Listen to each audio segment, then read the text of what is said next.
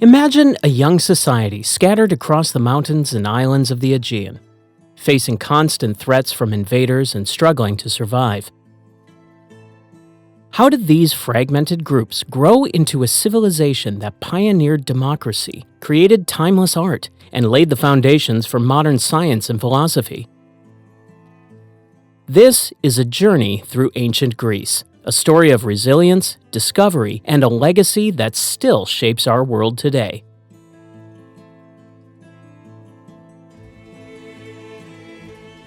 Did you know that ancient Greek civilization lasted for over 1,000 years? For comparison, that's longer than the entire history of the United States. Stay with us to dive into the pivotal moments, influential leaders, and defining conflicts that shaped the evolution of ancient Greece, from the birth of democracy to the spread of Hellenistic culture.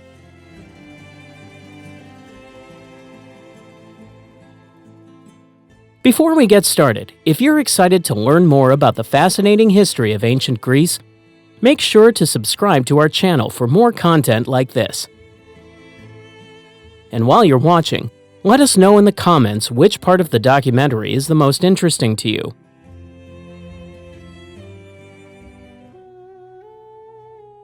The birth of ancient Greece. While Egypt and Mesopotamia were building empires, something equally revolutionary was stirring in the Aegean. How did a collection of isolated farming communities evolve into the cradle of Western civilization? The answer lies in a perfect storm of geography, cultural exchange, and innovation that unfolded around 2000 BCE.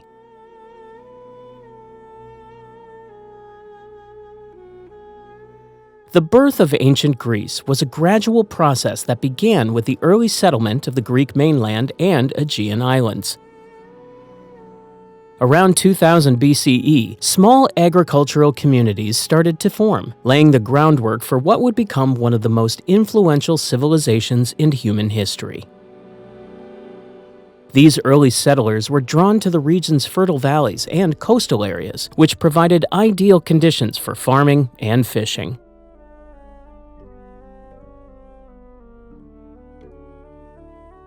As these communities grew and developed, they began to interact more frequently with one another and with neighboring cultures. This interaction led to the exchange of ideas, technologies, and cultural practices that would shape the emerging Greek identity.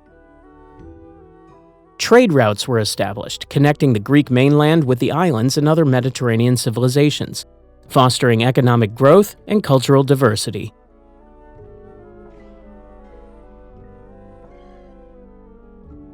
One of the most significant factors in the development of ancient Greek civilization was its unique geography. The mountainous terrain of the Greek mainland created natural barriers between communities, leading to the formation of distinct city-states. At the same time, the extensive coastline and numerous islands encouraged maritime trade and exploration. This combination of isolation and connectivity would play a crucial role in shaping Greek society, politics, and culture.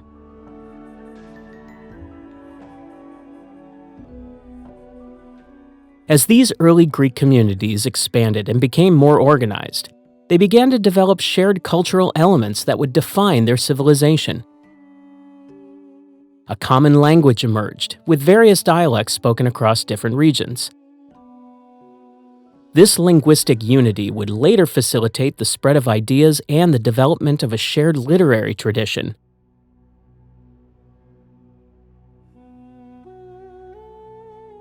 Mythology also played a crucial role in the formation of Greek identity. The early Greeks developed a rich pantheon of gods and heroes with stories that explain natural phenomena, human behavior, and the origins of their world. These myths not only provided a common cultural reference point, but also served as a means of transmitting values and social norms across generations.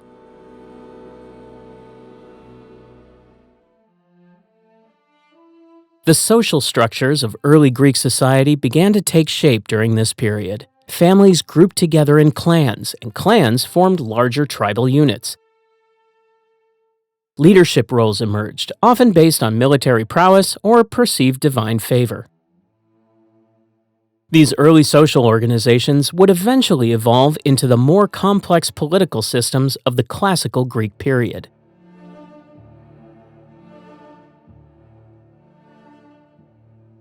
As the Greek civilization continued to develop, it began to differentiate itself from its neighbors in significant ways. The Greeks placed a strong emphasis on individual achievement and excellence, a concept known as arete. This value would later manifest in various aspects of Greek culture, from athletic competitions to philosophical debates.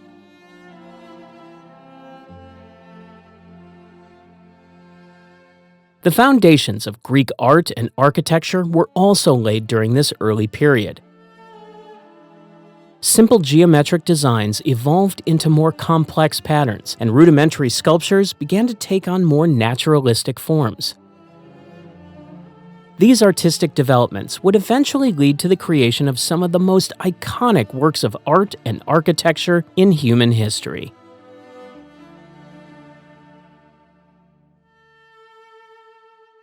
By the end of this formative period, around 1600 BCE, the stage was set for the rise of the Minoan and Mycenaean civilizations. These advanced Bronze Age cultures would further refine and expand upon the foundations laid by the early Greek settlers, setting the stage for the classical Greek civilization that would emerge centuries later.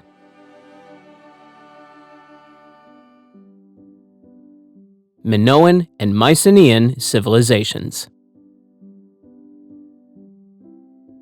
As the foundations of Greek civilization took root, two powerful cultures emerged from the shadows of prehistory. One built elaborate palaces and dominated Mediterranean trade, while the other forged a warrior society that would echo through myth and legend. The Minoan and Mycenaean civilizations, each with their unique characteristics, would shape the course of Greek history and leave an indelible mark on the ancient world.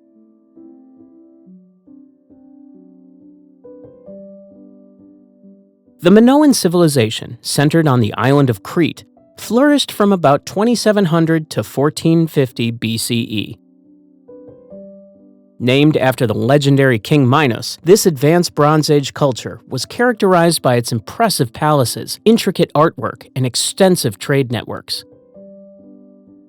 The most famous of these palaces was Knossos, a complex structure with multiple stories, advanced drainage systems, and elaborate frescoes depicting scenes from daily life and nature.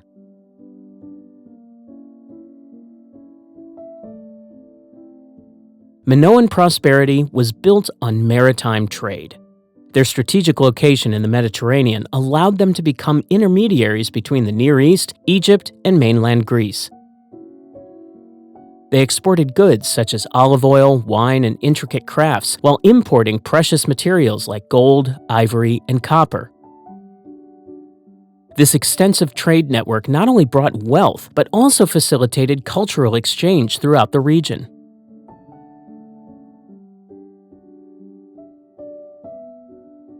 The Minoans developed a sophisticated writing system known as Linear A, which remains undeciphered to this day. They were known for their peaceful nature, as evidenced by their lack of fortifications around their cities and the absence of war themes in their art. However, this peaceful existence came to an abrupt end around 1450 BCE, possibly due to the combination of natural disasters and invasions.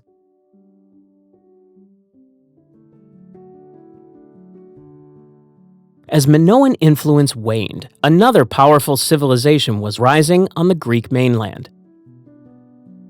The Mycenaeans, named after their most prominent city, Mycenae, dominated the region from about 1600 to 1100 BCE. Unlike the peaceful Minoans, the Mycenaeans were a warrior culture, known for their fortified citadels and military prowess.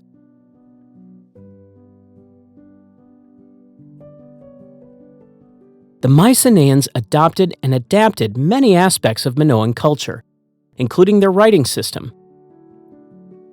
The Mycenaean script, known as Linear B, was deciphered in the 1950s and revealed an early form of Greek. This discovery provided valuable insights into Mycenaean society, administration, and economy.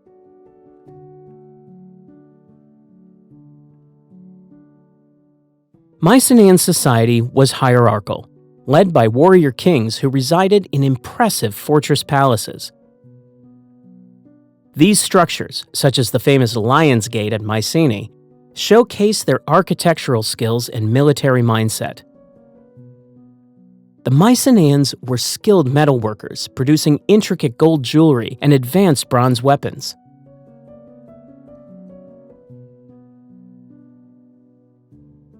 The Mycenaean civilization left a lasting impact on Greek culture and mythology. Many of the heroic tales that would later inspire Greek literature, including the Iliad and the Odyssey, have their roots in Mycenaean history. The legendary Trojan War, for instance, is believed to be based on actual Mycenaean military campaigns.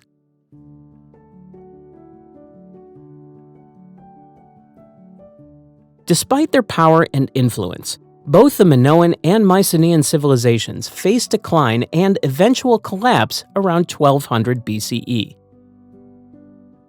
This period, known as the Bronze Age collapse, affected not only the Greek world, but also other major civilizations in the Eastern Mediterranean.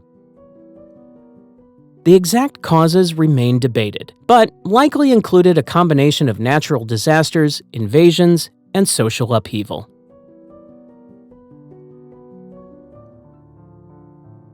The Greek Dark Ages and the rise of city-states. The fall of mighty civilizations often leads to dark times, but from darkness can emerge new forms of light. What if the collapse of Mycenaean society paved the way for one of history's most influential political innovations?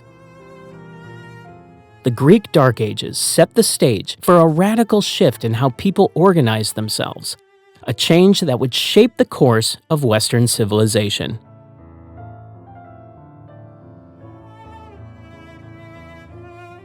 Around 1200 BCE, the once thriving Mycenaean civilization began to crumble. The grand palaces that had stood as symbols of power and prosperity fell into ruin. Writing systems were lost and populations dwindled. This period, known as the Greek Dark Ages, lasted from approximately 1100 to 800 BCE. It was a time of significant change and upheaval, but also one of quiet innovation.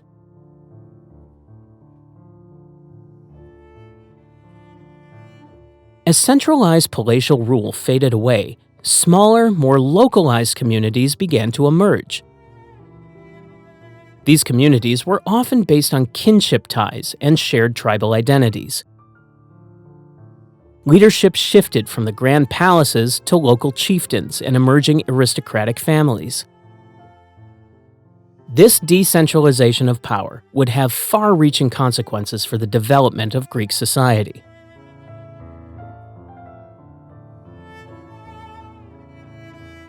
During this time, Greece experienced a significant reduction in population and economic activity. Many areas were abandoned, and long-distance trade networks collapsed. However, this period of apparent decline also brought about important changes in social organization and technology.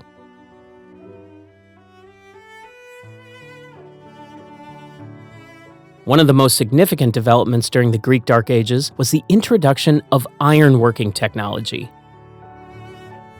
This new metal was harder and more durable than bronze, leading to improved tools and weapons.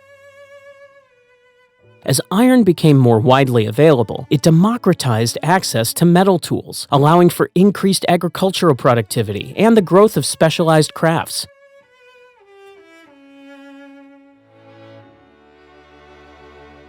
Gradually, as communities began to recover and grow, trade networks were re-established.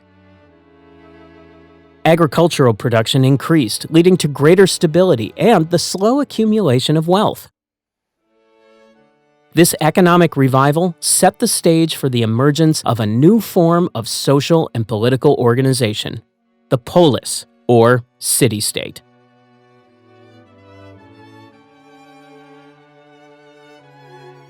The concept of the polis began to take shape during the later stages of the Dark Ages. These were independent, self-governing communities centered around a fortified settlement. Each polis had its own political institutions, laws, and customs. This new form of organization would become the foundation of Greek political life for centuries to come.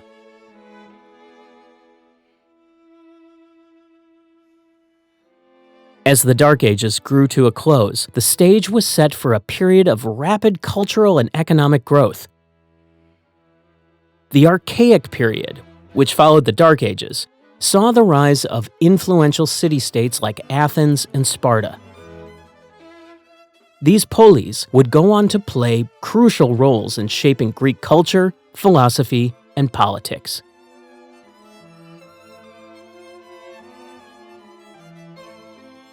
The Greek Dark Ages, despite their name, were not merely a period of decline and stagnation.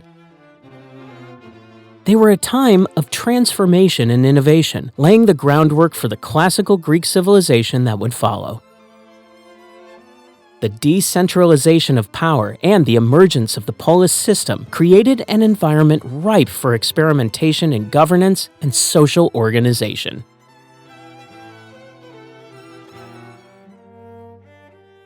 The birth of democracy in Athens. As the polis system took root, one city-state would push the boundaries of governance further than any before it. What radical idea emerged in Athens that would fundamentally reshape the relationship between rulers and the ruled? The answer lies in a revolutionary concept that continues to shape our world today.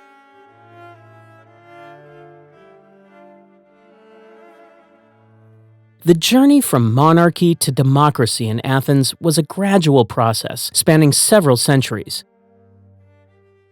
It began around 1000 BCE when the city was ruled by kings. Over time, power shifted to a small group of wealthy landowners, creating an oligarchy. This concentration of power in the hands of a few led to growing tensions between the aristocracy and the common people.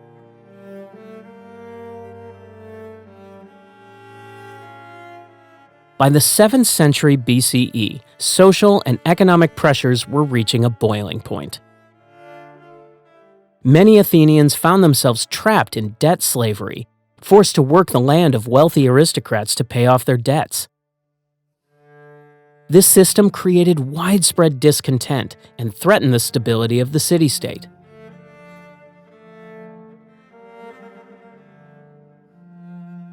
In response to these mounting tensions, a series of reforms were introduced that would lay the groundwork for democracy. One of the first significant changes came in 621 BCE, when Draco, an Athenian lawmaker, created the first written law code. While Draco's laws were notoriously harsh, they represented an important step toward establishing a rule of law rather than ruled by aristocratic whim.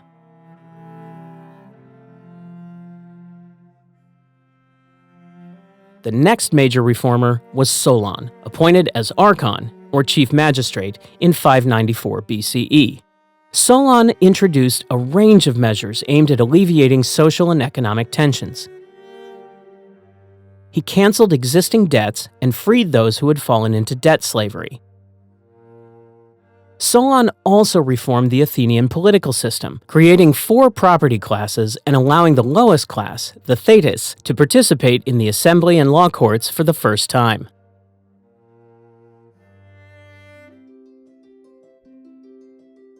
Despite these reforms, political instability continued. In 561 BCE, Pisistratus seized power and established himself as a tyrant. While the term tyrant in ancient Greece didn't necessarily imply cruel rule, It did mean that Pisistratus held power outside the traditional constitutional framework. Surprisingly, his reign and that of his sons saw further political reforms that weakened the power of the old aristocracy.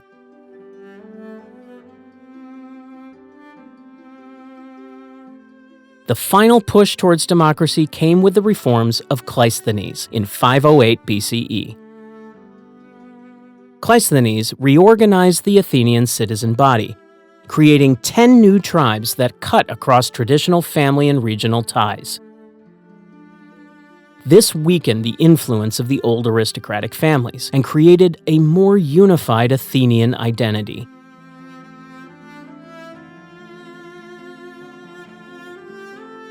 Cleisthenes also established two key institutions of Athenian democracy, the Council of 500 and ostracism. The council, with 50 members from each tribe, prepared business for the assembly. Ostracism allowed the Athenian people to vote to exile a citizen for 10 years, providing a check against individuals becoming too powerful.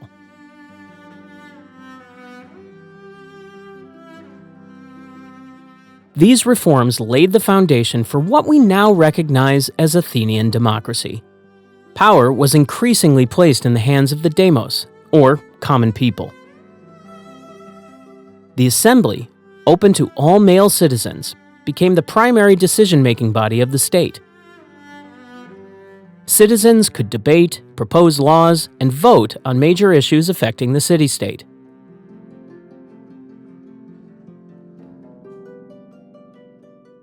It's important to note that Athenian democracy was far from perfect by modern standards.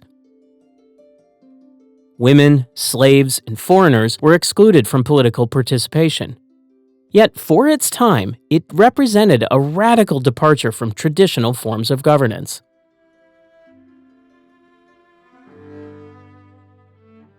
The Ionian Revolt and its aftermath. Athens' democratic experiment was just the beginning of Greece's impact on history. As Greek influence spread, it would soon collide with another powerful civilization. How did a revolt in a distant corner of the Persian Empire become a catalyst for one of the most consequential conflicts in the ancient world?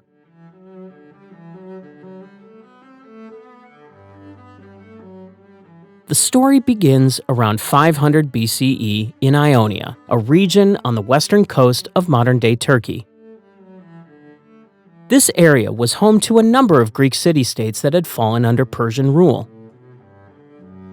Despite the relative autonomy granted to these cities, discontent was brewing. The Ionian Greeks chafed under Persian control, longing for the independence enjoyed by their counterparts on the Greek mainland.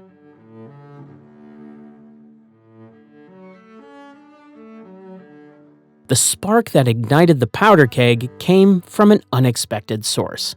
Aristotle, the tyrant of Miletus, had his own ambitions. After a failed attempt to conquer Naxos with Persian support, he found himself in a precarious position. Fearing punishment from his Persian overlords, Aristotle made a bold move. He resigned his position and called for a rebellion against Persian rule.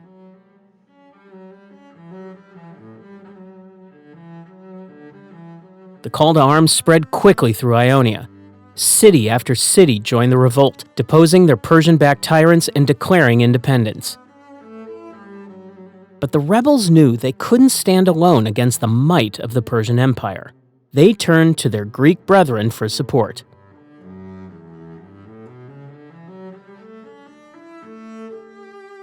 In 498 BCE, Aristotle sailed to mainland Greece, seeking allies. His pleas fell on deaf ears in Sparta, but found a receptive audience in Athens. The Athenians, flush with the vigor of their new democracy, saw an opportunity to support fellow Greeks and perhaps expand their own influence. They agreed to send a small fleet to aid the Ionians, a decision that would have far-reaching consequences.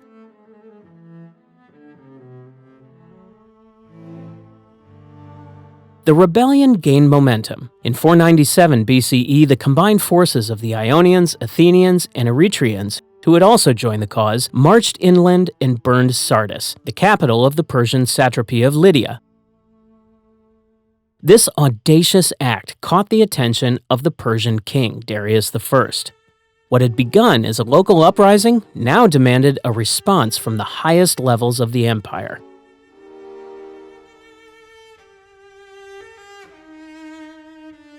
The burning of Sardis marked a turning point. It transformed a regional revolt into an international conflict. Darius vowed not only to crush the rebellion, but also to punish Athens and Eretria for their interference.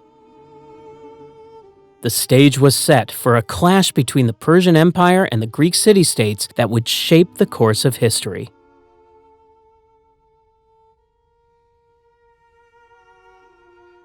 Despite initial successes, the tide soon turned against the rebels.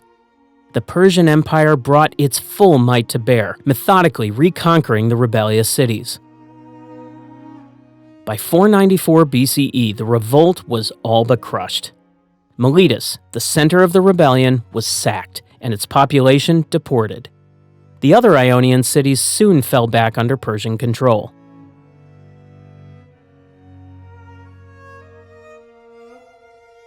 The failure of the Ionian revolt had immediate consequences for the region. Persian rule was reestablished, often with harsher conditions than before.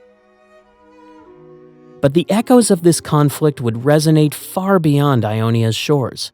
For Darius, the involvement of Athens and Eretria was an affront that demanded retribution. He began planning a campaign to punish these upstart Greek cities and bring them under Persian control.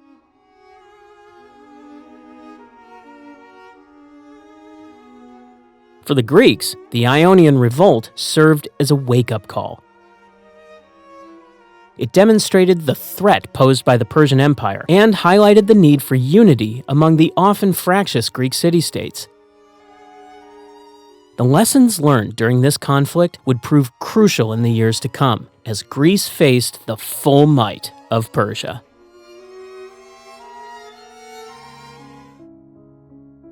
The Persian Wars. Unity against a common enemy.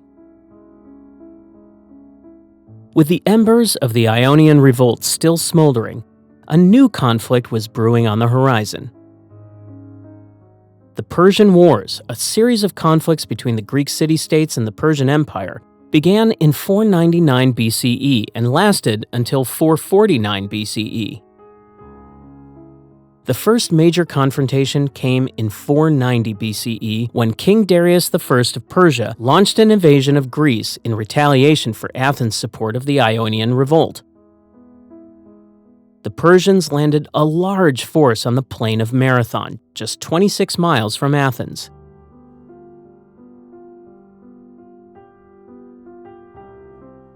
Despite being vastly outnumbered, the Athenians, led by the brilliant general Miltiades, managed to achieve a stunning victory at the Battle of Marathon. This triumph boosted Greek morale and demonstrated that the seemingly invincible Persian Empire could be defeated. The victory was so unexpected that a messenger, Phidippides, was sent to run the entire distance from Marathon to Athens to deliver the news, giving birth to the modern marathon race.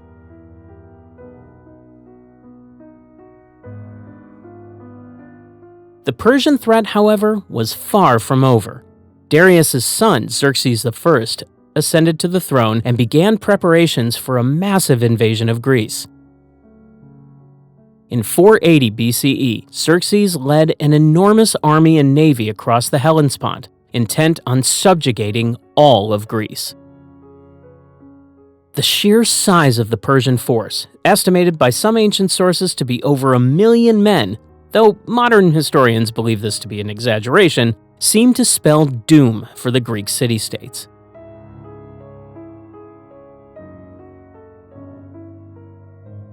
Faced with this existential threat, many Greek city-states put aside their differences and formed an alliance. The Hellenic League, led by Athens and Sparta, united to resist the Persian invasion. This unprecedented cooperation between traditionally rival states would prove crucial in the coming conflict.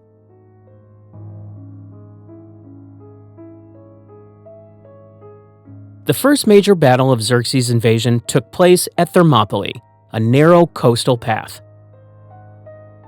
Here, a small Greek force led by King Leonidas of Sparta held off a massive Persian army for 3 days. Though the Greeks were ultimately defeated, their heroic stand bought valuable time for the rest of Greece to prepare its defenses. The Battle of Thermopylae has since become legendary, symbolizing the power of courage and self-sacrifice in the face of overwhelming odds.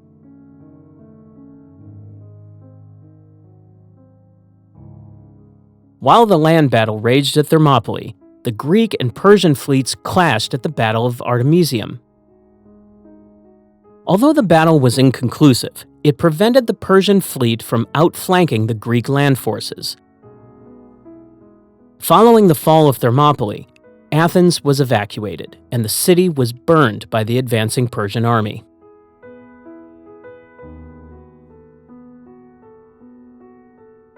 The turning point of the war came at the Battle of Salamis in 480 BCE.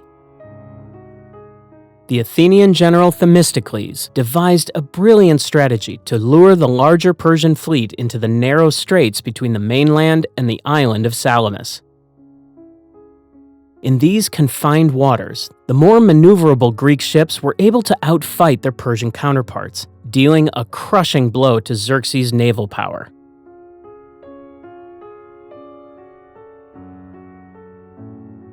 The naval battle at Salamis was followed by a decisive Greek triumph on land at the Battle of Plataea in 479 BCE. This battle effectively ended the Persian invasion and marked the beginning of a Greek counteroffensive. The Hellenic League, now led by Athens, began liberating Greek cities in Ionia and the Aegean from Persian control.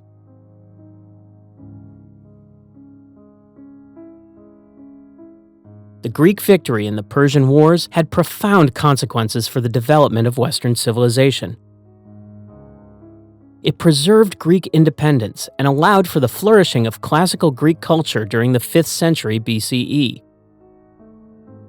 This period, often referred to as the Golden Age of Athens, saw unprecedented achievements in philosophy, drama, art, and democracy that continue to influence the world today.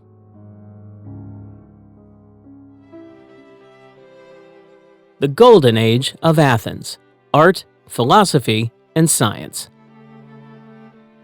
The Golden Age of Athens wasn't just a time of peace and prosperity. It was a crucible of ideas that would shape the world for millennia to come. How did this brief window of time produce so many revolutionary thinkers, artists, and leaders?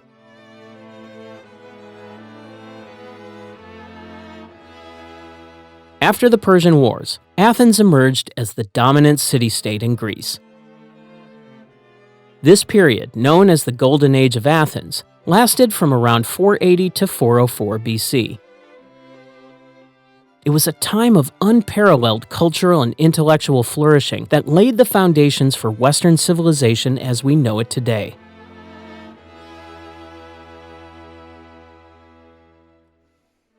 At the heart of this golden age was the statesman Pericles. He led Athens for much of this period and played a crucial role in shaping the city's cultural and political landscape. Pericles believed in the power of art and architecture to inspire and unite the people. He initiated an ambitious building program that transformed Athens into a city of breathtaking beauty. The crown jewel of Pericles' building program was the Parthenon, a temple dedicated to the goddess Athena. This magnificent structure, with its perfect proportions and intricate sculptures, still stands today as a testament to the artistic achievements of ancient Athens. The Parthenon was more than just a religious building. It was a symbol of Athenian power and cultural supremacy.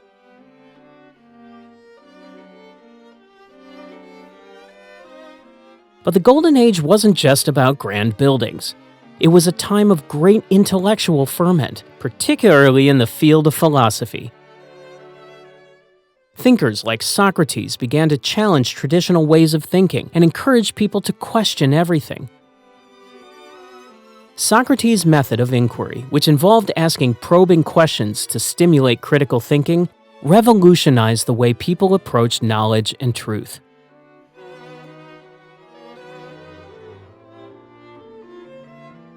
The arts, too, flourished during this period.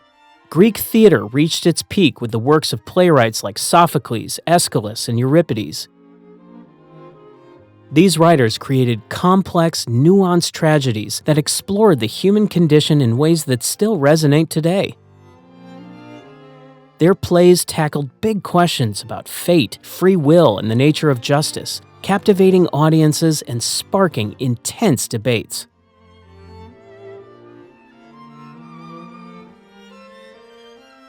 Science and mathematics also made significant strides during the Golden Age. Thinkers like Anaxagoras made early contributions to astronomy, proposing that the sun was a red-hot stone and the moon was made of earth. While these ideas may seem primitive by modern standards, they represented a crucial step towards understanding the universe through observation and reason, rather than myth and superstition.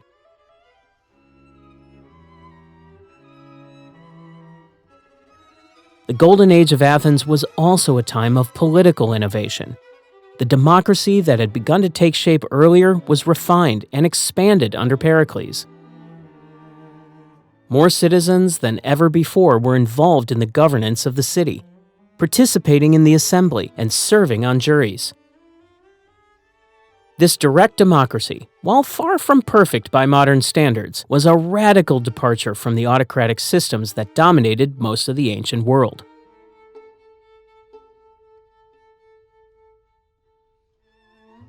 However, it's important to note that the benefits of this golden age were not equally distributed. Women, slaves, and foreigners were largely excluded from political life and many of the cultural activities that define the period.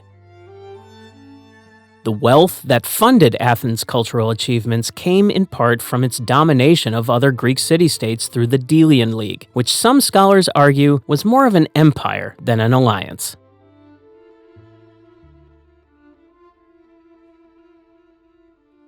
Despite these limitations, the impact of the Golden Age of Athens on Western civilization cannot be overstated.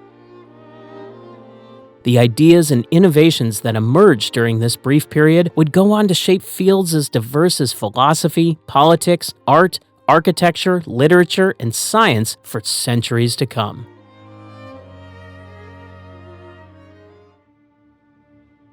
The rise of Sparta and the Peloponnesian War.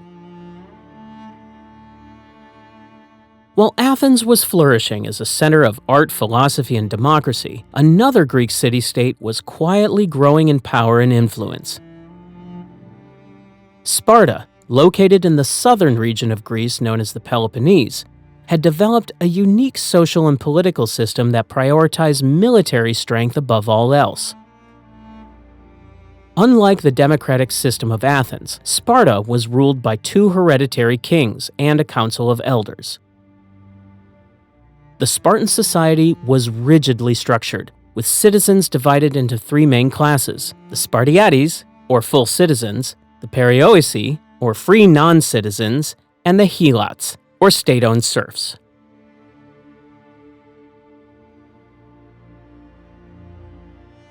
The Spartan way of life was famously austere and focused on creating the ultimate warrior class. From a young age, Spartan boys were taken from their families and subjected to a rigorous training program known as the agoge. This system emphasized physical fitness, discipline, and loyalty to the state. Spartan girls also received physical training, though not as intense as the boys, to prepare them for motherhood and to manage the household while their husbands were away at war.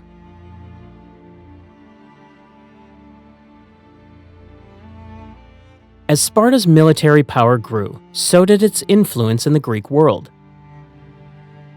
the city-state began to form alliances with other Peloponnesian states, creating a powerful bloc known as the Peloponnesian League. This alliance, led by Sparta, stood in stark contrast to the Delian League dominated by Athens. The two leagues represented not just different military alliances, but fundamentally different ways of life and governance.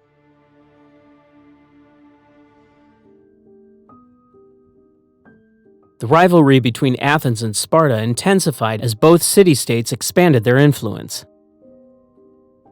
Athens, flush with wealth from its empire and confident in its naval supremacy, began to act more aggressively toward its allies and neutral states. Sparta, on the other hand, was seen as a defender of Greek autonomy against Athenian imperialism.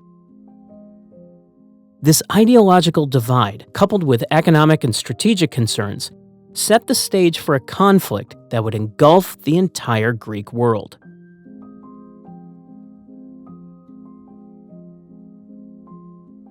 The spark that ignited the Peloponnesian War came in 431 BCE, when Sparta and its allies accused Athens of violating the 30 Years' Peace Treaty. The immediate cause was a dispute involving Corinth, a Spartan ally, and Corcyra, which sought Athenian protection. But the underlying reasons were far deeper, rooted in the fear and mistrust that had been building between the two powers for decades.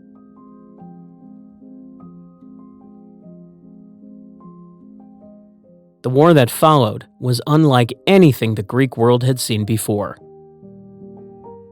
It lasted 27 years, with periods of open conflict interspersed with uneasy truces. The conflict was not just a clash of armies, but a struggle between two different ways of life. Athens relied on its powerful navy and the strategy of Pericles, who advised avoiding pitched battles and instead using Athens' sea power to harass Spartan territory. Sparta, with its formidable land army, sought to draw Athens into direct confrontations and to encourage revolts among Athens' allies.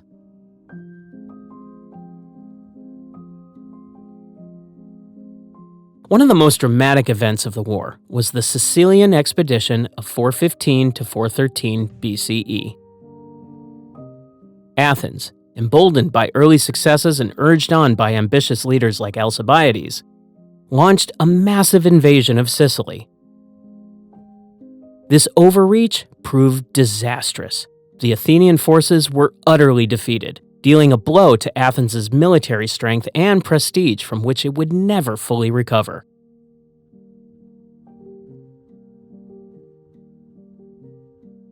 As the war dragged on, both sides faced internal strife and economic hardship. Athens suffered a devastating plague in the early years of the war, which claimed many lives, including that of Pericles. Sparta, traditionally isolationist, found itself increasingly involved in wider Greek affairs and even sought Persian support against Athens.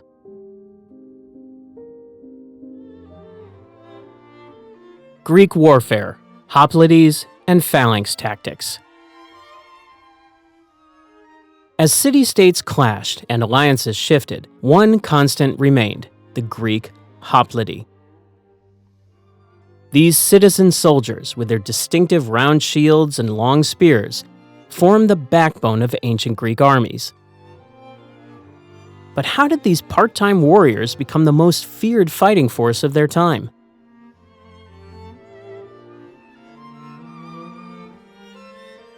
The answer lies in the development of the Phalanx formation, a revolutionary military tactic that transformed Greek warfare.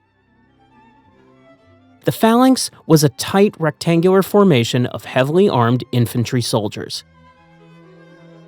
Each hoplite carried a large round shield known as an aspis and a long spear called a doru. The key to the Phalanx's effectiveness was its emphasis on collective strength and discipline over individual heroics.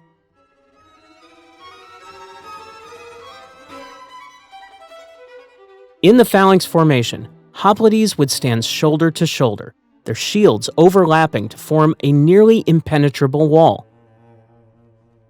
The first few ranks would point their spears forward, creating a bristling hedge of sharp points. This dense formation allowed the Greeks to present a unified front that could withstand and repel enemy attacks, while also delivering devastating offensive pushes.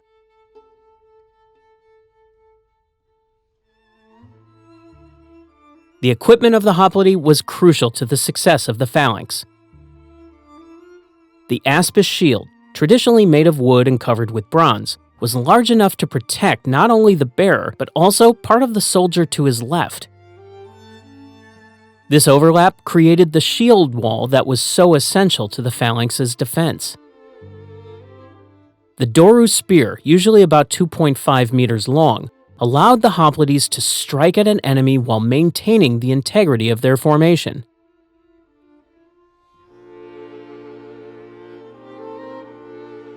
The rise of the hoplite and the phalanx tactics went hand in hand with the development of the Greek city-states. As these polis grew in power and wealth, they could afford to equip more of their citizens as hoplites. This led to the creation of citizen armies, where men from all social classes, except the poorest, could serve as heavy infantry.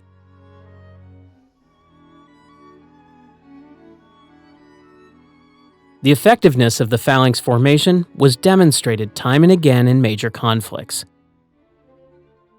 During the Persian Wars, Greek hoplites proved their worth against the more numerous but lightly armed Persian forces. At the Battle of Marathon in 490 BCE, the Athenian phalanx was able to defeat a larger Persian army, despite being outnumbered. The success of the phalanx in these conflicts cemented its place as the dominant military formation in Greece.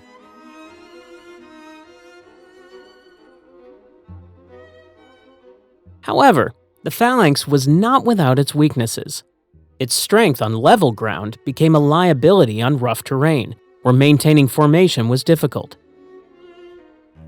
The phalanx also lacked flexibility, making it vulnerable to flanking maneuvers if the sides were left unprotected. These limitations would eventually be exploited by more flexible military systems, such as the Roman Manipular Legion.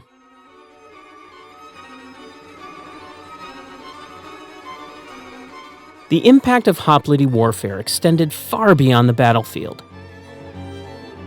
The values emphasized in phalanx fighting, discipline, cooperation, and collective effort, became deeply ingrained in Greek society. The idea that the strength of the community depended on each individual doing his part resonated strongly with the ideals of citizenship in the Greek polis.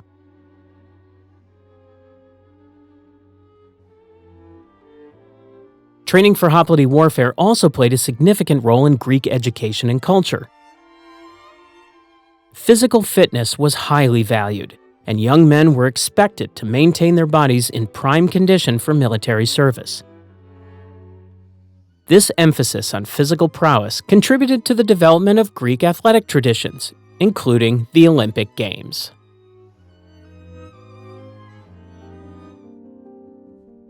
The Delian League and Athenian hegemony. While Greek city-states honed their bodies for war and sport, Athens was busy flexing a different kind of muscle. How did a simple defensive pact evolve into an empire that would change the face of ancient Greece? The story of the Delian League reveals a transformation that even the Athenians themselves might not have foreseen.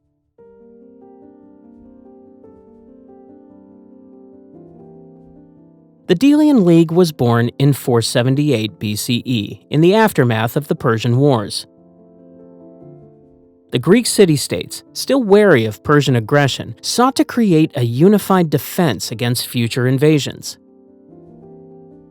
Athens, with its powerful navy and strategic location, emerged as the natural leader of this alliance.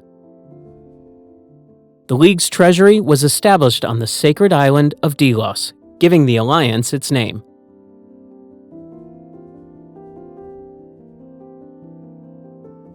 Initially, the Delian League operated as a relatively equal partnership. Member states contributed either ships or money to the Common Defense Fund. The League's early years were marked by successful campaigns against Persian-held territories in the Aegean and along the coast of Asia Minor. These victories not only secured Greek interests but also expanded the influence of the League.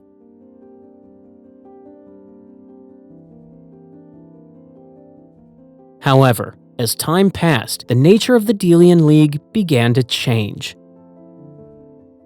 Athens, leveraging its position as the alliance's leader, started to exert more control over its allies.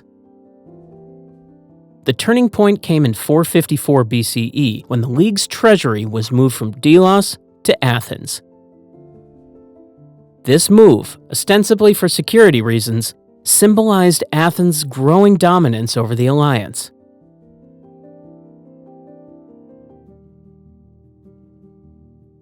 Athens began to use the League's resources to further its own interests.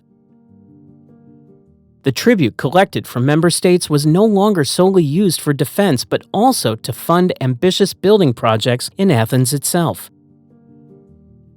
The Parthenon, that iconic symbol of classical Greek architecture, was partially financed by League funds. This use of shared resources for Athens' glorification caused resentment among the allies.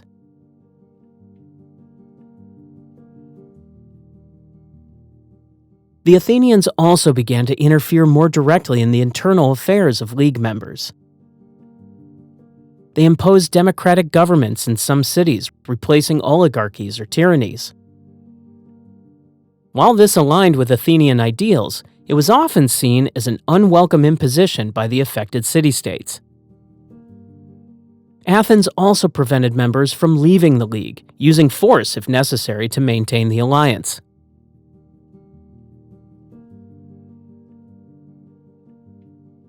As Athens tightened its grip, the Delian League effectively transformed into an Athenian empire. Member states that once joined voluntarily now found themselves subjugated to Athenian rule. The tribute they paid was increasingly seen as a form of tax rather than a contribution to the common defense. Some city-states like Naxos and Thasos attempted to leave the League, but were forcibly brought back into the fold.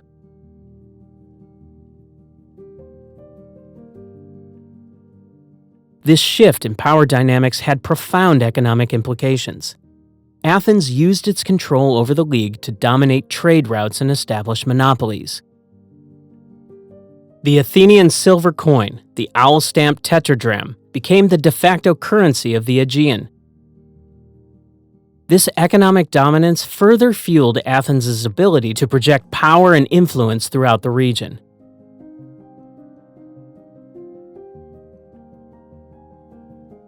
The rise of Athenian hegemony through the Delian League had a significant impact on Greek culture and society. Athens' wealth and power attracted artists, philosophers, and intellectuals from all over the Greek world. This concentration of talent contributed to the flowering of Athenian culture during its golden age. The city became a center of learning and artistic innovation, producing works that would influence Western civilization for millennia to come.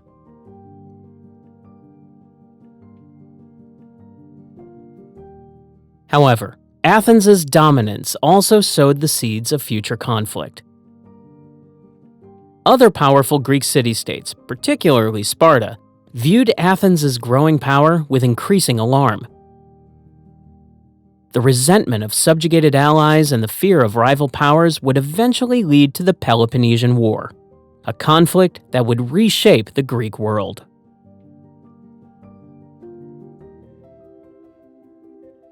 The Philosophers: Socrates, Plato, and Aristotle. While political tensions simmered across Greece, a revolution was taking place on the streets of Athens. It started with a simple question, but would end up shaping the foundations of Western thought for millennia to come. Who were these intellectual rebels, and how did their ideas survive the test of time?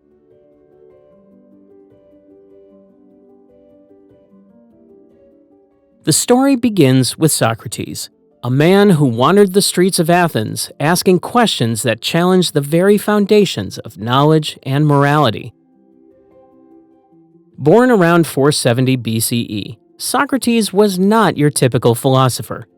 He didn't write books or give lectures. Instead, he engaged in conversations with anyone willing to talk, using a method of questioning that would come to be known as the Socratic method. This approach was designed to expose the weaknesses in people's beliefs and encourage critical thinking.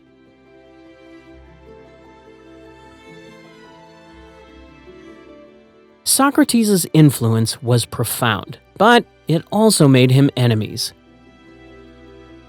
His constant questioning of authority and traditional values eventually led to his trial and execution in 399 BCE. The charges? Corrupting the youth and impiety. But even in death, Socrates' impact on philosophy was just beginning.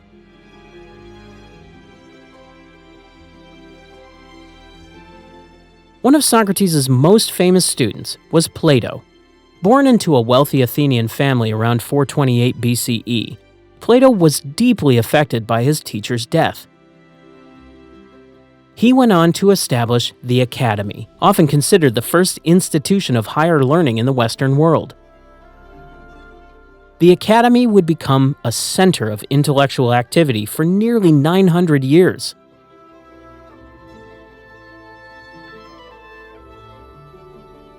Plato's philosophical works, often written in the form of dialogues featuring Socrates as the main character, explored a wide range of topics. His most famous work, The Republic, delved into questions of justice, the nature of the ideal state, and the role of the philosopher in society. Plato believed in the existence of abstract, perfect forms that existed beyond the physical world we perceive with our senses. This theory of forms would have a lasting impact on Western philosophy and theology.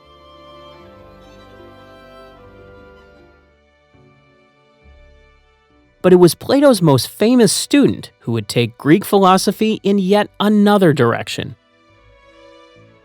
Aristotle, born in 384 BCE in Stagira, came to Athens to study at Plato's academy when he was 17. He remained there for nearly 20 years, first as a student and later as a teacher. After Plato's death, Aristotle left Athens and eventually became a tutor to the young Alexander of Macedon, who would later be known as Alexander the Great.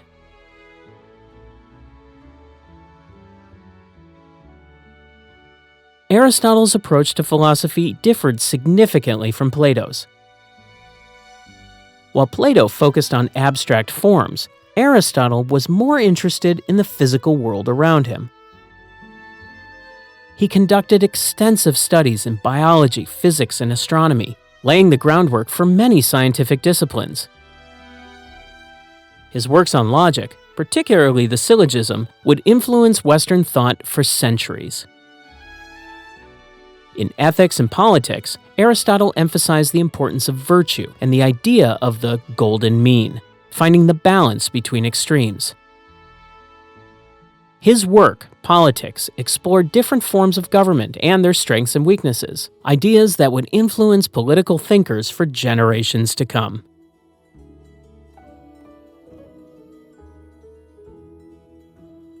These three philosophers, Socrates, Plato, and Aristotle, are often seen as the foundational figures of Western philosophy. Their ideas and methods of inquiry laid the groundwork for countless philosophical and scientific developments in the centuries that followed.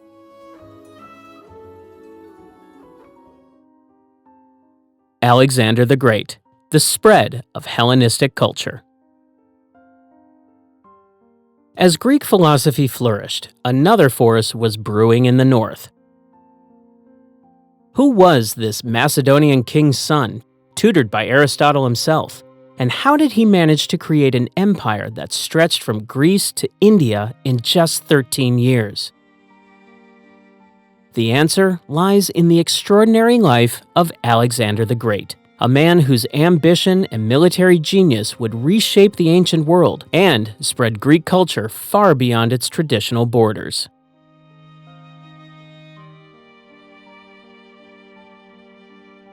Born in 356 BCE, Alexander was the son of Philip II, king of Macedon. From an early age, it was clear that Alexander was no ordinary prince. His father, recognizing his son's potential, arranged for the best education possible. This included hiring the philosopher Aristotle as Alexander's personal tutor when the young prince was just 13 years old. For 3 years, Aristotle taught Alexander about literature, philosophy, and the natural sciences, instilling in him a deep appreciation for Greek culture and knowledge.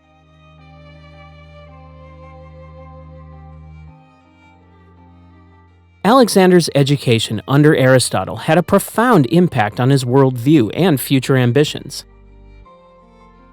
It fostered in him a curiosity about the world and a desire to explore and understand different cultures.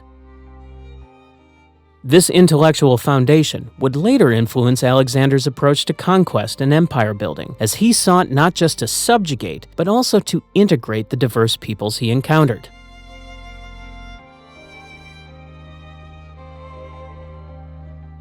At the age of 20, Alexander succeeded his father as king of Macedon following Philip's assassination.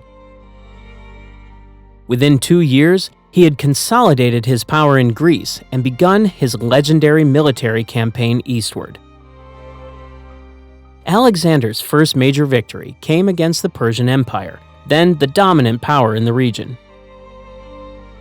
In a series of decisive battles, including the famous encounter at Issus in 333 BCE, Alexander defeated the Persian king Darius III and gained control over vast territories.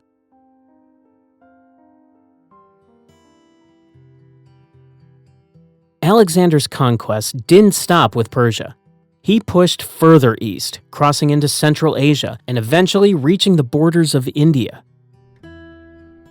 Along the way, he founded numerous cities, many of which he named Alexandria, after himself. The most famous of these, Alexandria in Egypt, would become one of the great centers of learning in the ancient world, home to the renowned Library of Alexandria.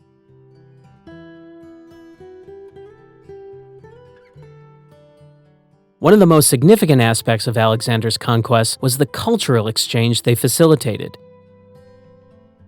As he moved eastward, Alexander adopted a policy of cultural fusion, encouraging his Macedonian and Greek soldiers to marry Persian women and adopting some Persian customs himself. This policy, while controversial among his men, was designed to create a unified empire that blended Greek and Eastern cultures.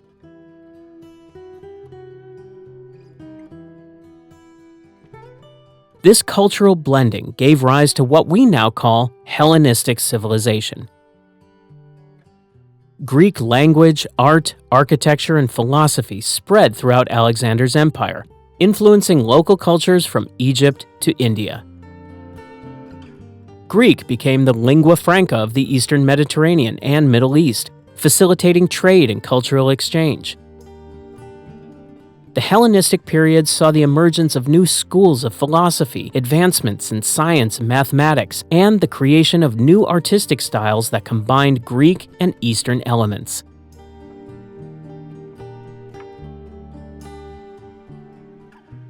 The impact of Alexander's conquests on the spread of Greek culture cannot be overstated.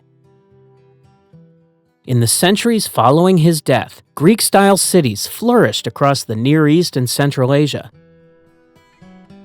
These cities became centers of Hellenistic culture, preserving and developing Greek traditions even as the political unity of Alexander's empire fragmented. The Ptolemaic dynasty in Egypt, founded by one of Alexander's generals, patronized Greek learning and established Alexandria as a major intellectual center.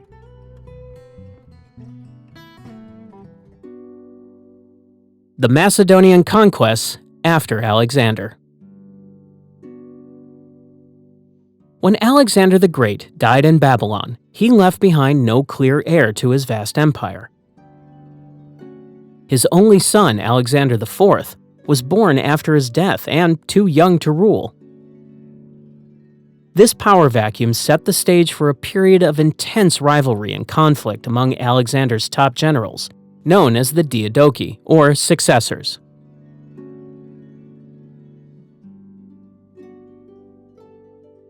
The Diadochi initially attempted to maintain the unity of Alexander's empire under a regency for his young son. However, personal ambitions and the sheer size of the territories soon led to fractures. The first major conflict, known as the First War of the Diadochi, broke out almost immediately after Alexander's death. This war set the tone for the decades to come, as alliances formed and broke with dizzying speed.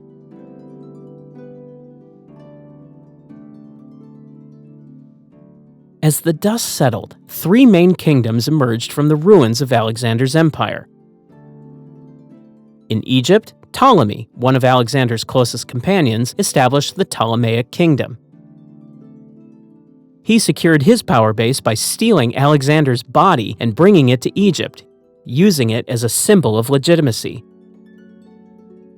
The Ptolemaic dynasty would rule Egypt for nearly 3 centuries, ending with the famous Cleopatra VII.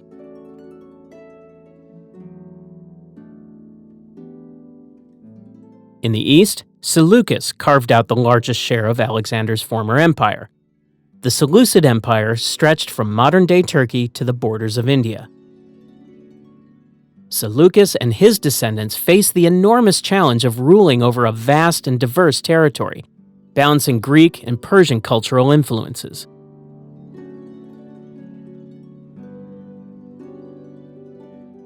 Meanwhile, in Macedonia and parts of Greece, the Antigonid dynasty took control. Founded by Antigonus I, Monophthalmus, the One-Eyed, this kingdom sought to maintain Macedonian dominance over the Greek city-states and resist encroachment from the other successor kingdoms.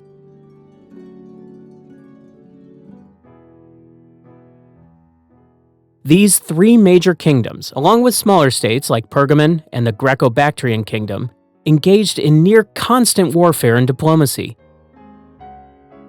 Alliances shifted frequently as each ruler sought to gain an advantage over the others. The period was marked by ambitious attempts at expansion, with each kingdom trying to recreate Alexander's empire under its own banner.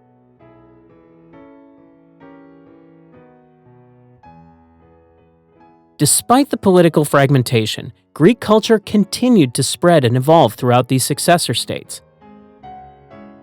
The Hellenistic period saw the establishment of new Greek-style cities across the Near East and Central Asia. These urban centers became hubs of Greek culture, attracting scholars, artists, and merchants from across the known world.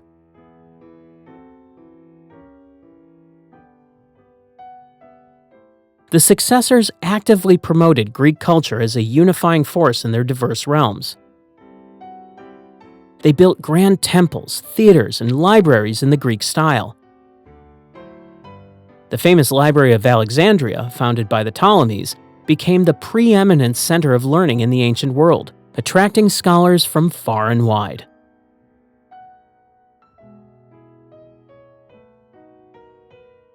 At the same time, the successor kingdoms were not merely copies of classical Greek culture. They developed unique blends of Greek and local traditions, creating new art forms, philosophical schools, and religious practices. This cultural fusion was particularly evident in regions like Bactria or modern-day Afghanistan, where Greek and Indian influences merged to create distinctive artistic styles.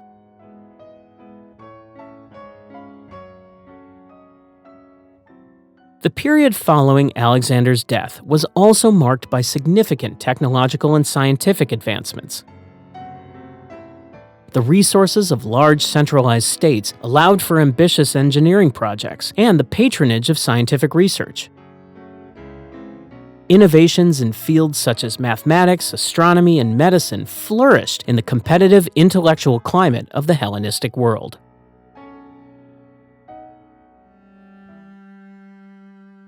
The Hellenistic Kingdoms.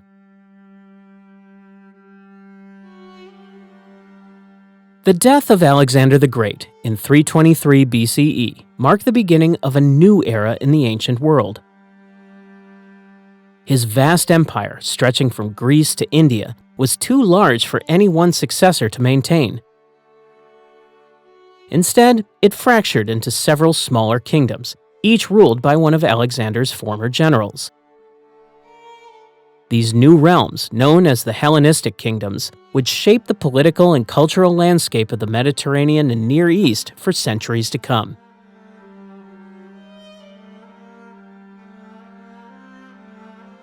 The largest and most powerful of these kingdoms was the Seleucid Empire, founded by Seleucus I Nicator.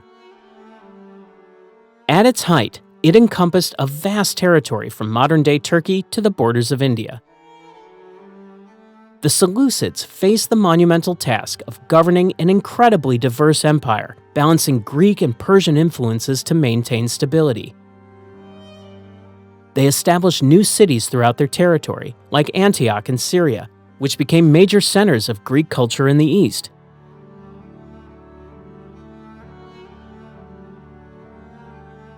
In Egypt, Ptolemy I Soter established the Ptolemaic Kingdom.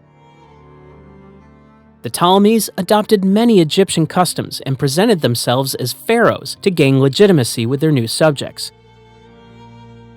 They made Alexandria their capital, and under their patronage, it grew into the intellectual capital of the ancient world.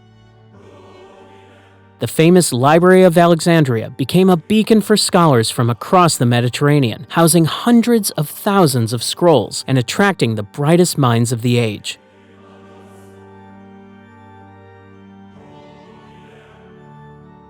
Meanwhile, in Macedonia and parts of Greece, the Antigonid dynasty took control. Founded by Antigonus I Monophthalmus, this kingdom sought to maintain Macedonian dominance over the Greek city-states. The Antigonids faced constant challenges from other Hellenistic rulers and from the fiercely independent Greek polis, making their hold on power often precarious.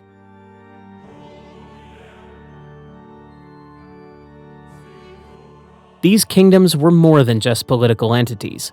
They became the driving force behind a new cultural phenomenon known as Hellenism.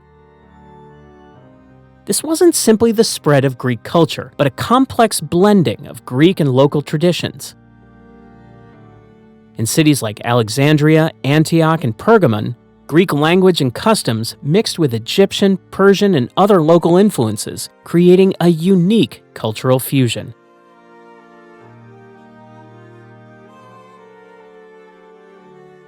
The Hellenistic period saw an explosion of creativity and innovation. The patronage of the Ptolemaic and Seleucid kings supported groundbreaking work in science, mathematics, and philosophy. Scholars like Euclid developed new mathematical theories, while astronomers like Aristarchus of Samos proposed revolutionary ideas about the nature of the universe. The Library of Alexandria became a hub for this intellectual ferment, preserving and expanding upon the knowledge of the ancient world.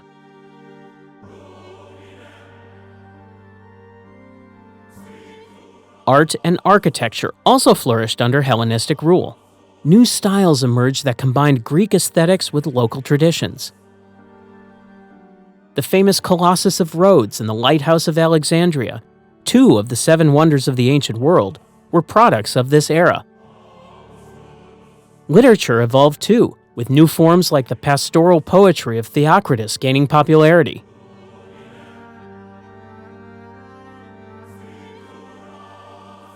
However, the political reality of the Hellenistic world was far from stable.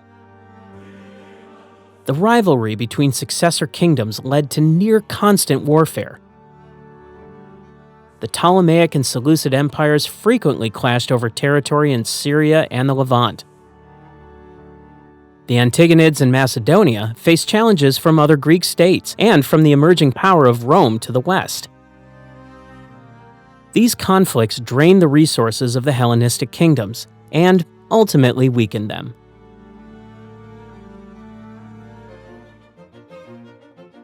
The role of religion and mythology in Greek society. Religion was not just a part of Greek society, it was the very fabric that held it together. From the grandest temples to the humblest household shrines, the presence of the gods was everywhere. The Greeks believed in a vast pantheon of deities, each with their own unique personalities and domains of influence.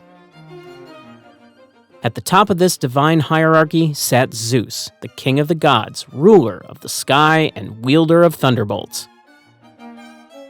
His siblings and children made up the rest of the major Olympian deities, including Athena, goddess of wisdom and war, Poseidon, god of the sea, and Apollo, goddess of music, prophecy, and the sun.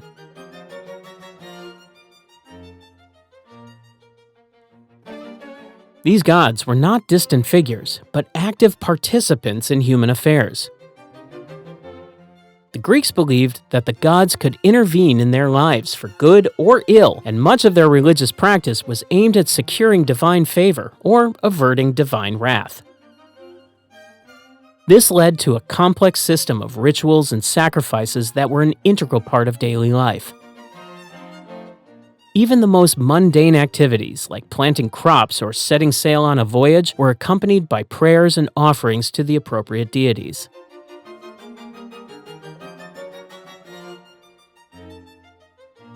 Festivals played a crucial role in Greek religious life.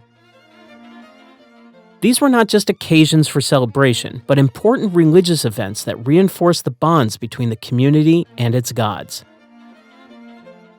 The Panathenea in Athens, for example, was a grand festival honoring the city's patron goddess, Athena. It included processions, sacrifices, athletic competitions, and the presentation of a new robe for the goddess's statue. Such festivals were also important social and political events, bringing together people from all levels of society.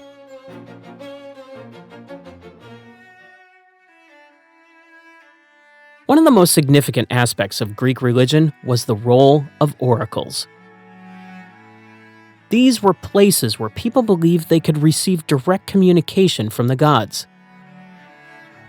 The most famous of these was the Oracle of Delphi, dedicated to Apollo. People from all over the Greek world would travel to Delphi to consult the oracle on matters ranging from personal decisions to matters of state. The cryptic responses of the Pythia, the priestesses who served as the mouthpiece of Apollo, were carefully interpreted and often had significant influence on political and military decisions.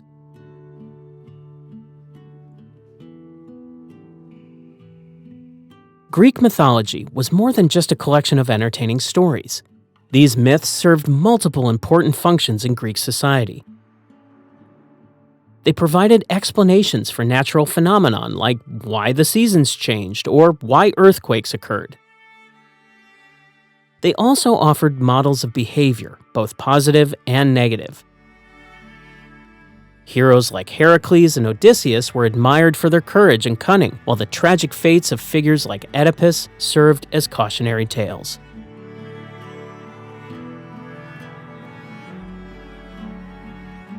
These myths were deeply integrated into Greek education and culture. Children learned about the gods and heroes through stories, poetry, and art. The great epics of Homer, the Iliad and the Odyssey, were not just literary masterpieces, but also sources of cultural and religious knowledge. Artists drew inspiration from mythology, creating sculptures, paintings, and pottery that decorated temples, homes, and public spaces.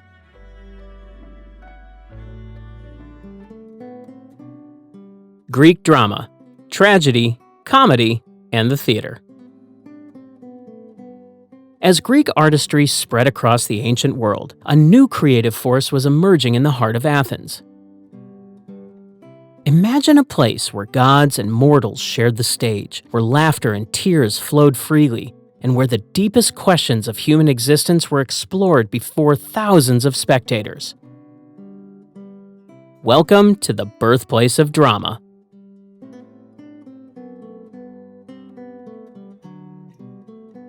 The origins of Greek drama can be traced back to religious festivals, particularly those dedicated to Dionysus, the god of wine and revelry.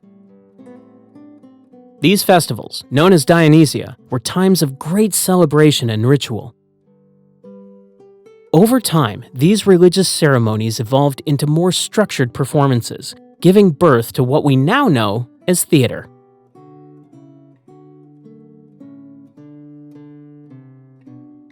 Tragedy was the first form of Greek drama to emerge. It developed from the dithyramb, a choral hymn sung in honor of Dionysus.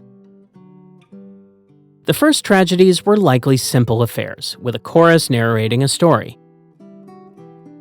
But around 534 BCE, a man named Thespis forever changed the face of theater by stepping out of the chorus to become the first actor. This innovation allowed for dialogue and more complex storytelling.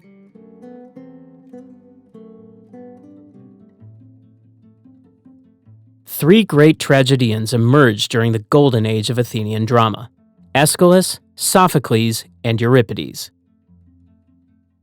Aeschylus, often called the father of tragedy, introduced the second actor, allowing for more dynamic interactions on stage. Sophocles added a third actor and increased the size of the chorus. Euripides, the youngest of the three, was known for his realistic and often controversial portrayals of mythical heroes.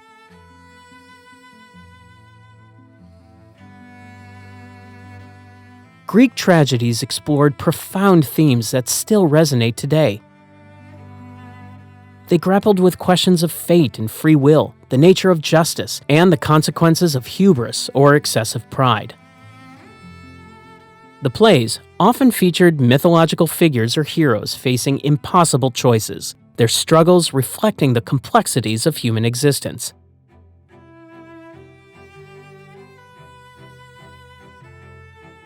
While tragedy dealt with weighty themes, comedy provided a counterbalance with its biting satire and humor. Aristophanes, the most famous comic playwright of ancient Athens, used his plays to comment on contemporary society and politics. His works lampooned everyone from politicians and philosophers to the gods themselves. The old comedy of Aristophanes was characterized by its topical humor, fantastical plots, and the use of the chorus to directly address the audience.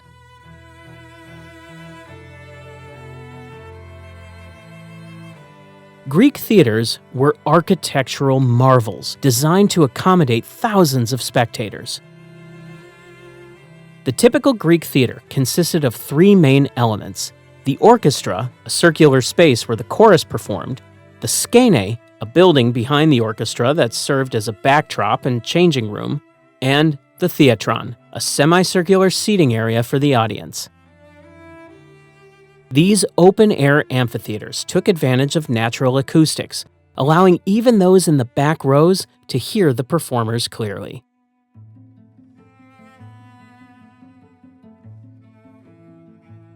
Attending plays was an important part of civic life in ancient Greece. During festivals like the city Dionysia, the entire city would come together to watch performances. These events were more than mere entertainment. They were communal experiences that reinforced shared cultural values and allowed citizens to engage with important social and political issues.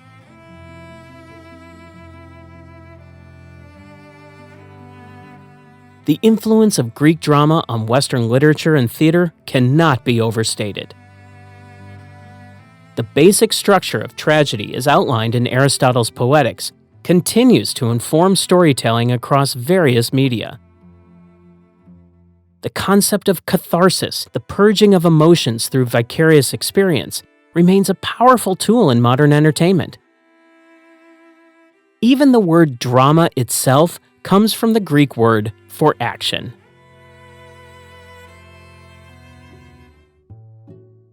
Science and technology in ancient Greece. The story of Greek science and technology starts with the early philosophers of Miletus, a Greek colony in Asia Minor. Around 600 BCE, Thales of Miletus proposed that water was the fundamental substance from which all things were made. While this idea might seem strange to us today, it represented a crucial shift in thinking. Instead of attributing natural phenomena to the whims of the gods, Thales sought a rational explanation based on observation of the physical world.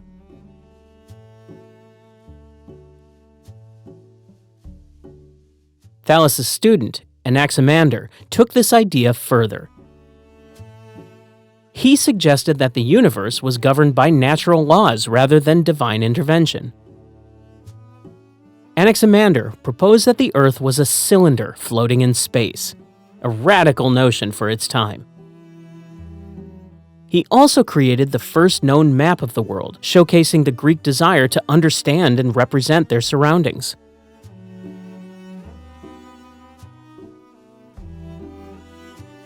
Another Milesian philosopher, Anaximenes, proposed that air was the primary substance of the universe. He observed that air could be transformed into other substances through processes of rarefaction and condensation. This idea of a single substance undergoing transformations would influence scientific thought for centuries to come.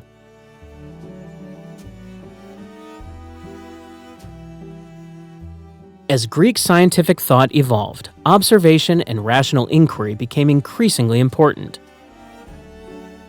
The Pythagoreans, a group of philosophers and mathematicians founded by Pythagoras, made significant contributions to astronomy and music theory.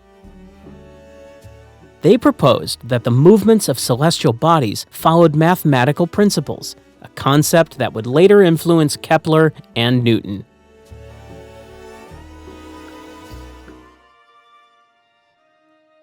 In the field of medicine, Hippocrates of Kos revolutionized the approach to health and disease. He rejected the idea that illnesses were caused by supernatural forces, and instead sought natural explanations. Hippocrates emphasized the importance of diet, exercise, and environmental factors in maintaining health. His ethical guidelines, known as the Hippocratic Oath, are still influential in medical ethics today.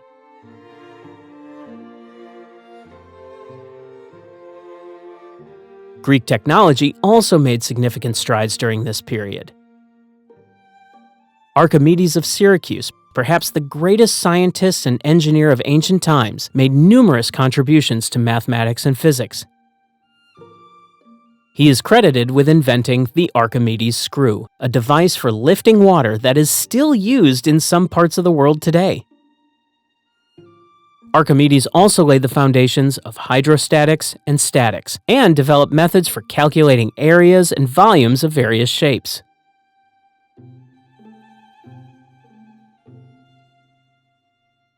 In astronomy, Greek thinkers made remarkable progress. Aristarchus of Samos proposed a heliocentric model of the solar system nearly 1,800 years before Copernicus. Although his ideas were not widely accepted at the time, they demonstrate the boldness of Greek scientific speculation. Eratosthenes of Cyrene calculated the circumference of the Earth with surprising accuracy using nothing more than sticks, shadows, and geometric calculations.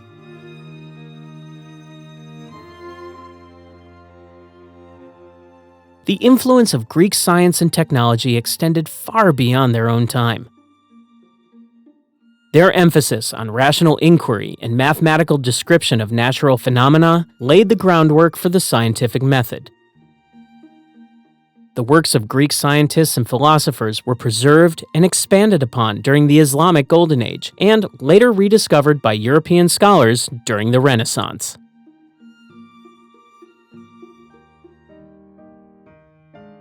Pythagoras, Euclid, and the Greek foundations of mathematics. Greek rational inquiry didn't stop at observing the natural world. It extended to the abstract realm of numbers and geometry. Imagine a world without the concept of mathematical proof, or the idea that shapes could be described by equations. That was the world before Pythagoras and Euclid. These Greek thinkers didn't just solve math problems, they fundamentally changed how we think about logic, reasoning, and the very nature of truth itself.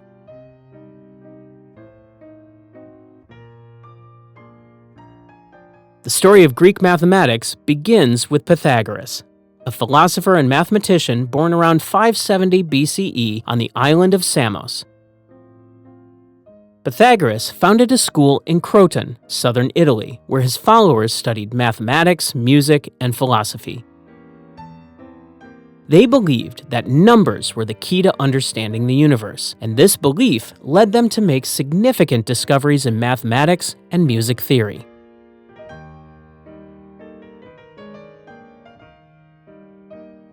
Pythagoras is best known for the theorem that bears his name. In a right-angled triangle, the square of the hypotenuse is equal to the sum of the squares of the other two sides. While this relationship was known to the Babylonians and Egyptians before Pythagoras, he is credited with providing the first mathematical proof of the theorem. This shift from empirical observation to logical proof was a revolutionary step in the development of mathematics.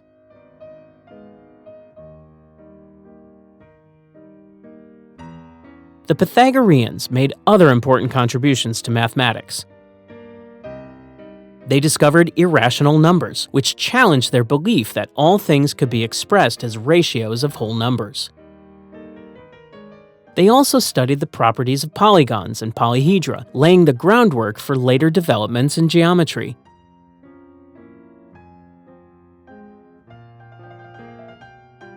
About 2 centuries after Pythagoras, another Greek mathematician would take these ideas even further. Euclid, who lived around 300 BCE, is often called the father of geometry. His most famous work, Elements, is a comprehensive treatise on mathematics that remained a standard textbook for over 2,000 years.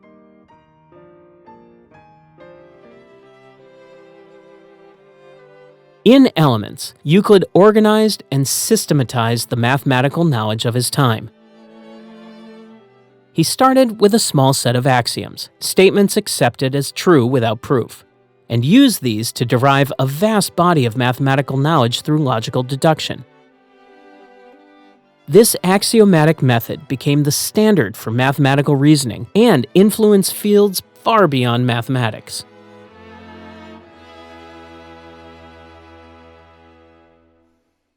Euclid's work covered plane geometry, number theory, and three-dimensional geometry. He proved that there are infinitely many prime numbers, developed a method for finding the greatest common divisor of two numbers, now called the Euclidean algorithm, and showed how to construct a regular pentagon using only a compass and a straight edge.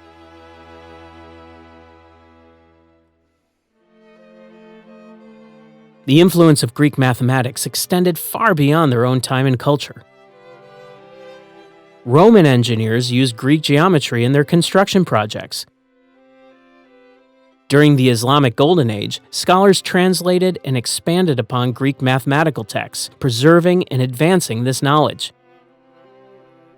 When these works were rediscovered in Europe during the Renaissance, they sparked a revival of mathematical and scientific inquiry.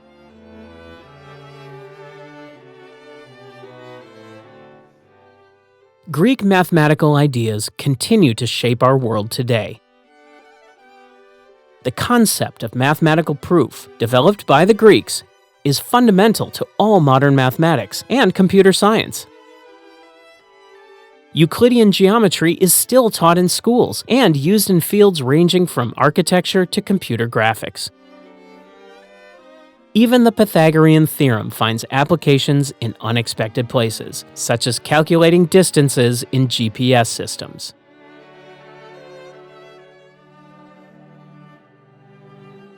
The Olympic Games and Greek sports. The story of the Olympic Games begins in 776 BCE in a sacred grove called Olympia, dedicated to Zeus, the king of the gods. These games were not just a sporting event, but a religious festival held every 4 years to honor Zeus. The Olympics were so important that they were used as a way to measure time in ancient Greece. The 4-year period between games was called an Olympiad.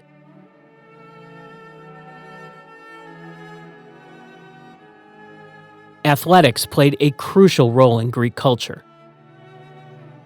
The Greeks believed in the concept of arete, which means excellence or virtue. They saw physical fitness and athletic prowess as an essential part of this ideal. Training the body was considered just as important as training the mind. This philosophy gave rise to the gymnasium, a place for both physical and intellectual development.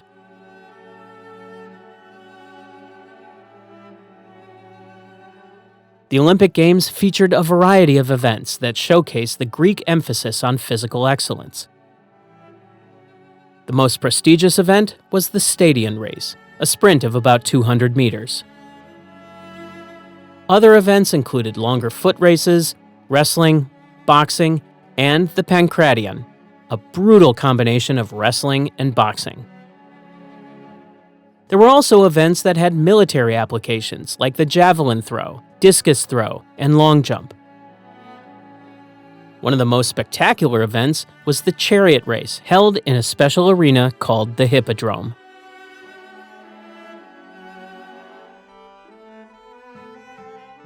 Despite the fierce competition, the Olympic Games served as a unifying force in the Greek world. During the Games, a sacred truce was declared. All hostilities between city-states were suspended, allowing athletes and spectators to travel safely to Olympia. This truce, known as the Ekacheria, was a powerful symbol of Greek unity, transcending the political divisions that often plagued the region.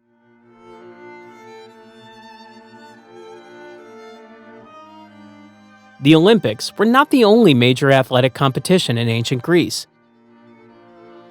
There were 3 other Pan-Hellenic games: the Pythian Games at Delphi, the Nemean Games in Nemea, and the Isthmian Games near Corinth. Together with the Olympics, these 4 festivals formed a circuit of games that took place every 2 years. Athletes would travel from city to city, competing for glory and honor.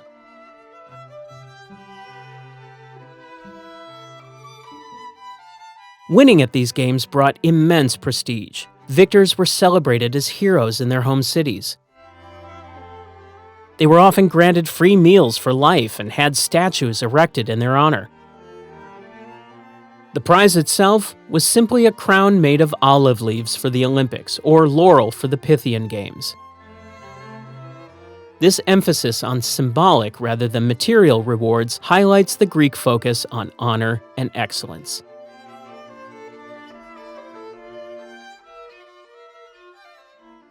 The legacy of the ancient Olympic Games extends far beyond their original run, which lasted until 393 CE, when they were banned by the Roman Emperor Theodosius I.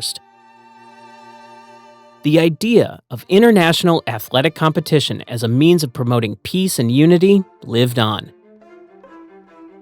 In 1896, the Olympic Games were revived, marking the beginning of the modern Olympic movement.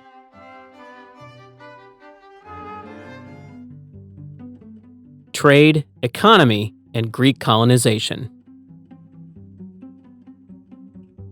The story of Greek trade and colonization begins in the 8th century BCE, during what's known as the Archaic period. This was a time of great change and expansion for the Greek city-states. As populations grew and land became scarce, many Greeks began to look beyond their shores for new opportunities.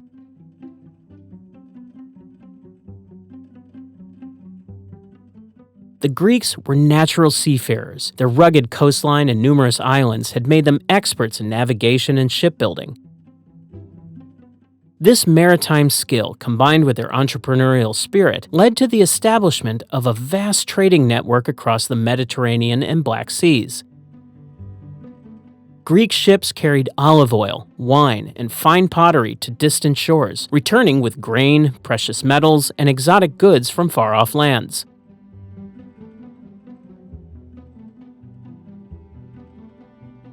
But trade alone wasn't enough to satisfy the Greek appetite for expansion. They began to establish colonies, permanent settlements in foreign lands that maintained close ties with their mother cities. These colonies served multiple purposes. They provided an outlet for excess population, secured access to valuable resources, and created new markets for Greek goods. From the Black Sea coast to southern Italy and Sicily, from North Africa to the south of France, Greek colonies dotted the coastlines.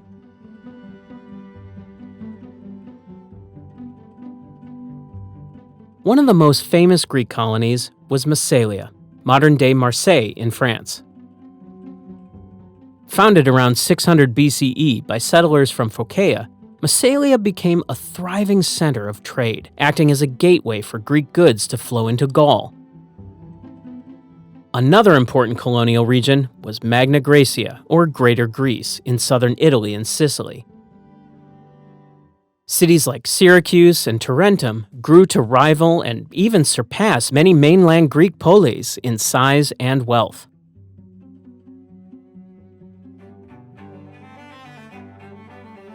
The impact of this colonization on the spread of Greek culture was profound. Wherever the Greeks settled, they brought their language, religion, and way of life. They built temples to their gods, established gymnasiums and theaters, and introduced Greek political institutions. This cultural diffusion led to the creation of a wider Greek world, where Hellenic culture flourished far beyond the borders of mainland Greece.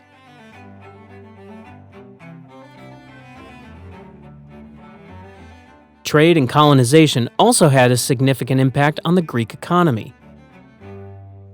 The introduction of coinage in the 7th century BCE revolutionized commerce. Cities like Aegina, Corinth, and Athens minted their own coins, which soon became widely accepted throughout the Mediterranean. This monetary economy facilitated trade and allowed for the accumulation of wealth on a scale previously unseen.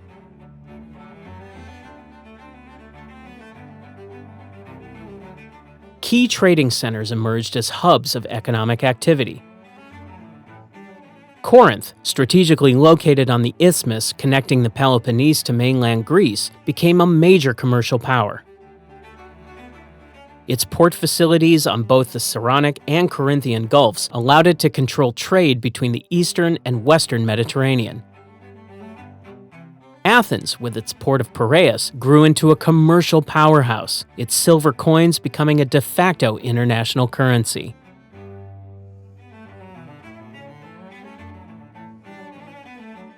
The prosperity brought by trade and colonization had far-reaching effects on Greek society.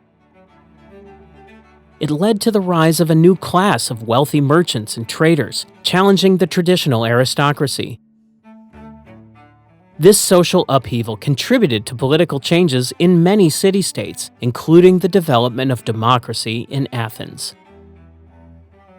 The influx of new ideas and cultural practices from colonial encounters also stimulated intellectual and artistic development, contributing to the flourishing of Greek philosophy, science, and art.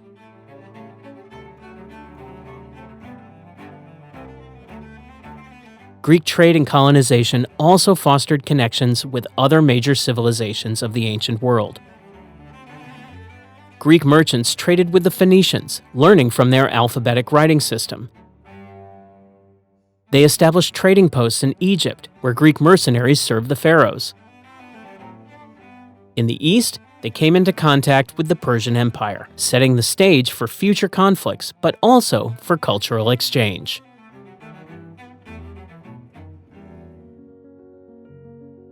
The decline of ancient Greece and the rise of Rome. The decline of ancient Greece was a gradual process that unfolded over several centuries. It began in the aftermath of the Peloponnesian War, which ended in 404 BCE with the defeat of Athens by Sparta. This devastating conflict left both city-states weakened and set the stage for increased rivalry and political instability throughout the Greek world.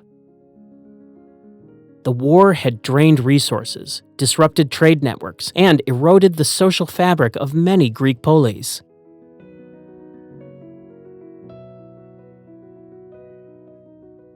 In the power vacuum that followed, various city-states vied for dominance. Thebes briefly rose to prominence under the leadership of Epaminondas, defeating Sparta at the Battle of Leuctra in 371 BCE. However, Theban hegemony was short-lived, lasting only until Epaminondas' death in 362 BCE. This period of shifting alliances and constant warfare further weakened the Greek city-states, making them vulnerable to external threats.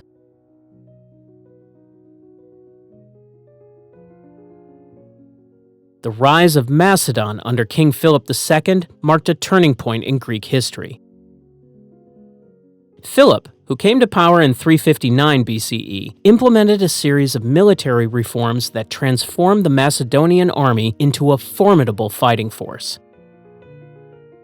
He also used a combination of diplomacy, bribery, and military might to extend his influence over the Greek city-states. In 338 BCE, Philip decisively defeated a coalition of Greek forces at the Battle of Chaeronea, effectively ending the era of independent city-states.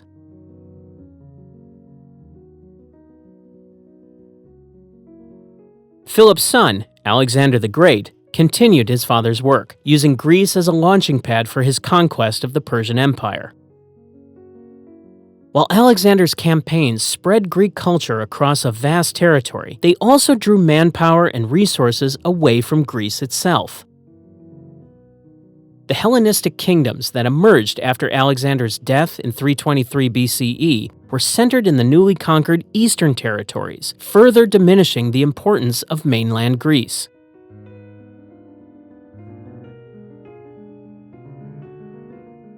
As the Greek world was undergoing these transformations, a new power was rising in the West. Rome, originally a small city-state on the Italian peninsula, was steadily expanding its influence. By the 3rd century BCE, Rome had come into direct conflict with the Greek world, beginning with wars against the Greek colonies in southern Italy.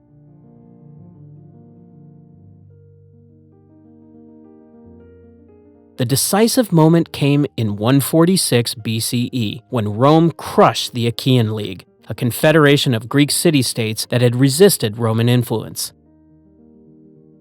The Roman general Lucius Mummius captured and destroyed the city of Corinth, a symbolic act that marked the end of Greek political independence. Greece was incorporated into the Roman Empire as the province of Achaia.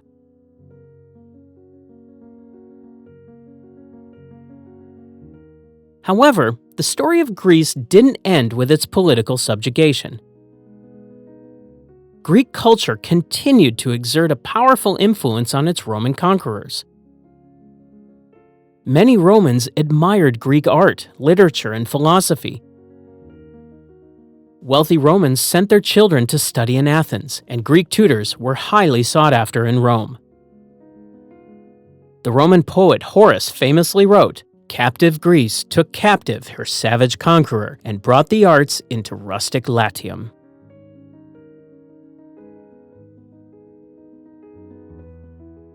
This cultural exchange went both ways. While the Romans adopted many aspects of Greek culture, they also left their mark on Greece.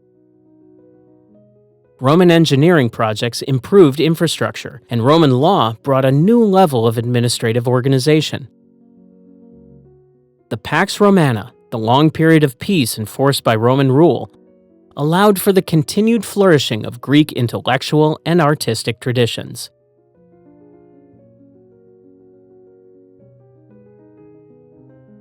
In many ways, the Roman conquest preserved Greek culture, even if it ended Greek political autonomy.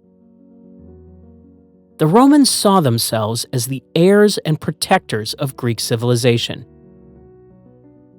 They copied Greek art, adapted Greek architectural styles, and translated Greek literature. Roman emperors like Hadrian were great Philhellenes, lovers of Greek culture, who patronized Greek cities and institutions. Legacy: the impact of ancient Greece on modern civilization. While Greek political power faded, its cultural influence only grew stronger.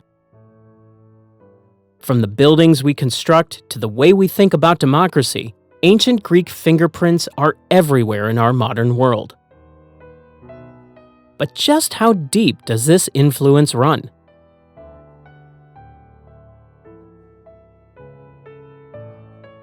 The impact of ancient Greece on modern civilization is profound and far-reaching.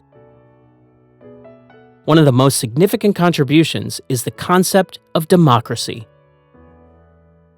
The Athenian model of direct democracy, where citizens participated in the decision-making processes of the state, laid the groundwork for modern democratic systems. While today's democracies are representative rather than direct, the core idea of citizen participation in governance comes from ancient Greece. The Greek emphasis on individual rights and the rule of law also influenced modern political thought.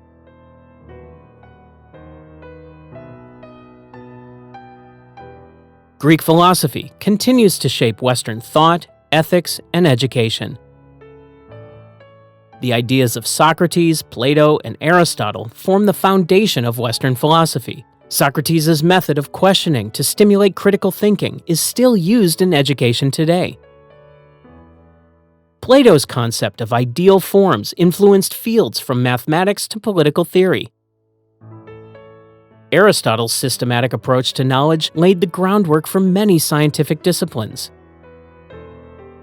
These philosophers' ideas about ethics, justice, and the nature of reality continue to be debated and applied in modern contexts.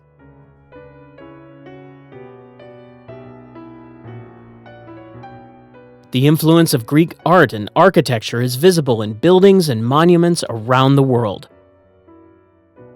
The classical orders of architecture, Doric, Ionic, and Corinthian, are still used in modern design. Many government buildings and institutions of higher learning use Greek-inspired architecture to convey a sense of authority and wisdom. The Greek ideal of balance and proportion in art continues to influence aesthetic principles across various mediums.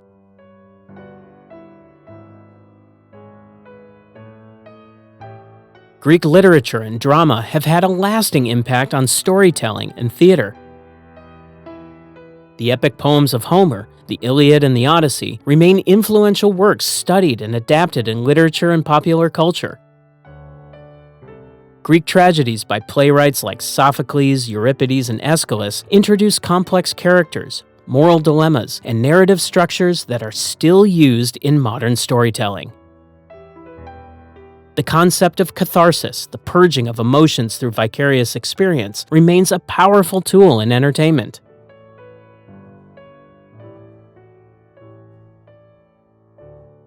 In the realm of science and mathematics, Greek contributions laid the groundwork for future developments. The geometric principles established by Euclid form the basis of modern geometry. The Pythagorean theorem is still a fundamental concept in mathematics. Greek astronomers like Aristarchus proposed heliocentric models of the solar system long before Copernicus. The scientific method, with its emphasis on observation, hypothesis, and experimentation, has its roots in Greek philosophical approaches to understanding the natural world.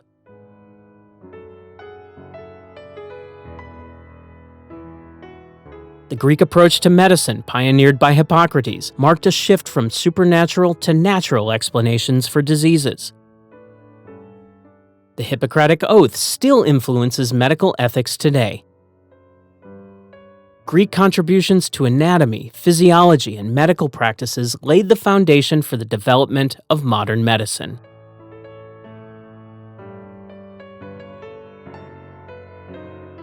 The influence of ancient Greece extends to language as well. Many English words have Greek roots, especially in scientific and technical fields. the Greek alphabet became the basis for many modern writing systems. Greek mythology continues to be a rich source of imagery and metaphor in literature and popular culture. As we conclude our journey through the incredible legacy of ancient Greece, it's clear that their achievements laid the foundation for our modern world. From democracy and groundbreaking philosophy to art and science, ancient Greece's influence still resonates today. Be sure to subscribe for more history documentaries, and let us know in the comments which part of Greece's story captivated you the most. Thanks for joining us. See you in the next documentary. And until then, feel free to explore our previous episodes to keep the history alive.